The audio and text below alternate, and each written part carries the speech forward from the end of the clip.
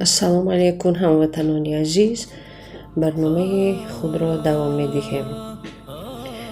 نام‌های الله مهربان: المنتقم، توانا بر انتقام. العفو، بسیار عفو کننده. الرؤوف، مشفق و مهربان. الملک، ملک، مالک تمام کائنات. ذو جلال و اکرام، صاحب جلال و کرم. المقسط، عادل و با انصاف. الجامع، جمع کننده اشیای متفرقه. الغنی، بی نیاز، دارا. المغنی، بی نیاز کننده. المانی، بازدارنده قدرت، صاحب قدرت. از زور، دارای قدرت بر ضرر رسانیدن. النفی، دارای قدرتی نفع رسانیدن. النور، نور کامل. الهدی، راهنمای راه درست. البدی، ایجاد کننده بدون نمونه. الباقی، دائما موجود.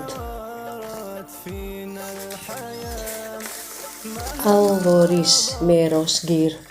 الرشید، راستی و نیکی پسند کننده. صبور، صاحب تحمل و برداشت. دوستان عزیز، از این رو نام‌های الله مهربان خیلی قیمتند.